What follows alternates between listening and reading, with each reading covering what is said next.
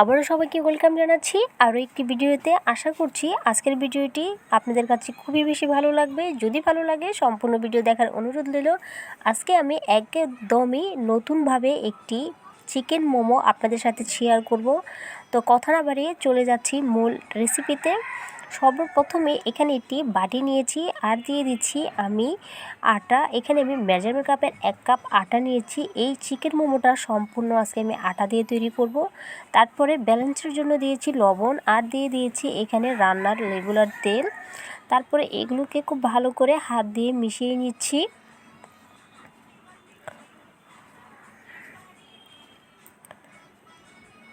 তো এগুলো আমার মেশানো হয়ে গেলে তারপরে এভাবে নর্মাল পানি দিয়ে আমি একটি ডো তৈরি করে নিব। ডোটা যেন অবশ্যই টাইট হয়। তো আমার ডোটি তৈরি। এখন এটাকে রেস্টে রেখে দিচ্ছি 10 মিনিটের জন্য। তো বাকি কাজটা করে নিচ্ছি। এখন এখানে লাগবে আমার কিছু চিকেন। তো এই চিকেনগুলো ছোট করে কেটে ধুয়ে পরিষ্কার করে আমি এগুলোকে সিদ্ধ করে নিয়েছি। এখন এভাবে হাত দিয়ে এগুলোকে খুব ভালো করে একটু মিহিন করে নিচ্ছি, একটু ছোটো ছোটো করে টুকরো করে নিয়েছি। তো এখানে কি লাগছে, তারপরে এখানে আমি 2টি সিদ্ধ আলু নিচ্ছি। তারপরে দিয়ে দিচ্ছি কাঁচামরিচ কুচি আর দিয়েছি এখানে পেঁয়াজ কুচি আর সামান্য একটু ধনেপাতা কুচি দিচ্ছি। মশলা দিয়ে দিচ্ছি এখানে আমি দিয়েছি হাফ চা চামচের মতো চাট মশলা আর দিয়েছি এখানে হাফ চা চামচের মতো ম্যাগি মশলা আর দিয়েছি এখানে কিছুটা জিরার ফাঁকি। তারপরে দিয়েছি লবণ। তারপরে এখানে দিয়েছি 1 চা চামচের মতো লাল মরিচের গুঁড়ো। তারপরে এখানে দিয়েছি আমি সয়া সস। তো সব কিছু দেওয়া হয়ে গেলে এইভাবে খুব ভালো করে হাত দিয়ে মিশিয়ে নিচ্ছি। এটা যেহেতু চিকেন দিয়ে তৈরি, অবশ্যই এখানে সয়া সসটা ব্যবহার করবেন। এটা চুলায় দিয়ে রান্না করার কোনো প্রয়োজন নেই। আমি ঠিক যেভাবে তৈরি করতেছি এইভাবে একদিন হলো বাসায় এটা তৈরি করে খেয়ে তারপরে আমাকে কমেন্টে জানাবেন এটা কীরকম হয়েছিল। তো এটা আমার 10 মিনিট রেস্টে রাখা হয়ে গিয়েছে। এখন আমি এখান থেকে 2টি লেচি কেটে নিয়েছি। তারপর এভাবে পিঠার উপর রেখে কিছুটা পরিমাণের আটা ছিটিয়ে দিয়েছি। এখন এখান থেকে আমি কি করব, একটি রুটি তৈরি করে নিতে হবে আমাদের।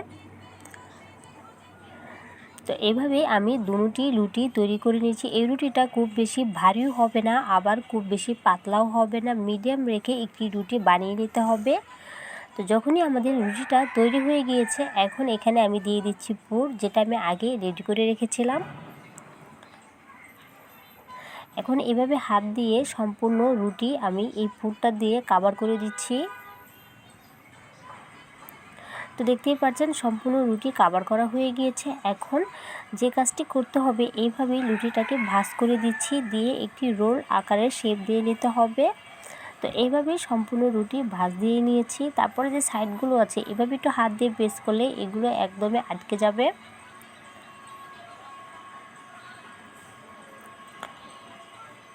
তো একটি রুটি আমার তৈরি হয়ে গিয়েছে। এভাবে সম্পূর্ণ রুটি আমি তৈরি করে নিয়েছি। এখন চলে যাচ্ছি চুলায়।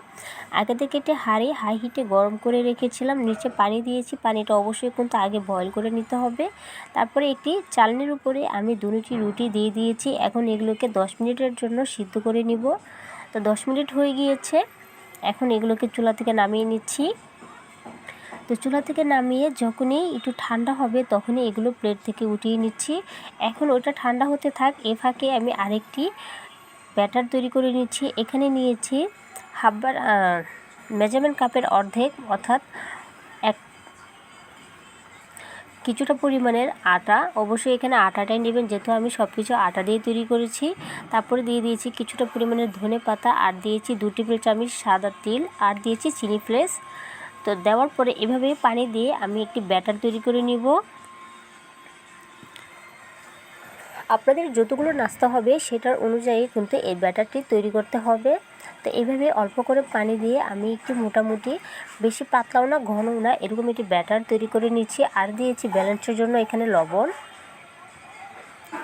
উপরে ব্যাটারটা যেন একটু ঝাল ঝাল হয়, খেতে যেন ভালো লাগে, এর জন্য এখানে আমি চিনি ফ্লেক্সটা ব্যবহার করেছি। আপনারা চাইলে লাল মরিচের গুঁড়োও দিতে পারেন। তো এগুলো আমার ঠান্ডা হয়ে গিয়েছে। এখন এগুলোকে আমি সাইজ অনুযায়ী কেটে নিচ্ছি। আমি কিভাবে কাটছি একটু দেখেন। এগুলোকে আমি এভাবে অ্যাঙ্গেল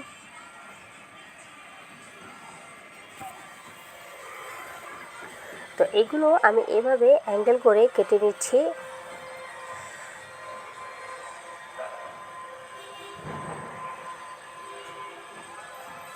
এগুলো কাটা হয়ে গিয়েছে আর দেখতে এখন কতটা সুন্দর লাগছে। এটা চাইলে আপনারা এইভাবেও এটা খেতে পারেন। এটা খেলে কোনো সমস্যা হবে না, যেহেতু এটা সিদ্ধ করা, সব কিছুই এখানে সিদ্ধ করা। তা এখনই দেখতে অনেকটা সুন্দর লাগছে। এখন একটি করে ব্যাটারের ভিতরে একটি করে নাস্তা দিয়ে আমি খুব ভালো করে ব্যাটারের সাথে মিশিয়ে নিচ্ছি। তারপরে এগুলো তেলে ভেজে নিব।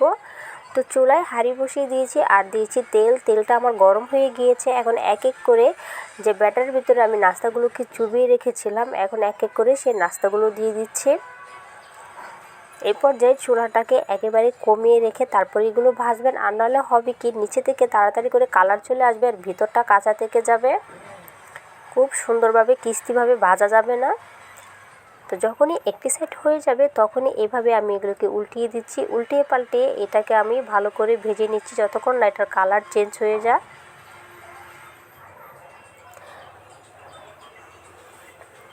তো যখনই এটা বাদামি একটি কালার চলে আসবে, অর্থাৎ ব্রাউন কালার, তখনই আমরা এগুলোকে চুলা থেকে নামিয়ে নিব। তো এগুলো আমার ভাজা হয়ে গিয়েছে, এখন চুলা থেকে নামিয়ে নিচ্ছি। তো দেখে এখনই কতটা সুন্দর লাগছে। তো সবগুলো এইভাবে আমি ভেজে নিয়েছি। তো দেখেন মাশাআল্লাহ আমার নাস্তাগুলো কত সুন্দর হয়েছে, উপরটা অনেক ক্রিস্পি ছিল। তো যদি আজকের ভিডিওটি আপনারা দেখার পরে কিছুটা পরিমাণে ভালো লেগে থাকে, তাহলে আপনাদের কাছে আমার একটি রিকোয়েস্ট থাকলো, প্লিজ আমার চ্যানেলটাকে সাবস্ক্রাইব করে আমার পাশেই থাকবেন। বেল বাটনটা ক্লিক করে রাখবেন আমার পরবর্তী নোটিফিকেশন সবার আগে পাওয়ার জন্য। তো একটি নাস্তা আমার মেয়ে ভেঙে দেখাচ্ছে, এটার ভিতরটা কীরকম হয়েছে। সবসময় আমার মেয়ে এগুলো ভেঙেই দেখা আমি যখনই কোনো নাস্তার রেসিপি তৈরি করি। তো সবাই বেশি ভালো থাকবেন, সুস্থ থাকবেন। আল্লাহ হাফেজ।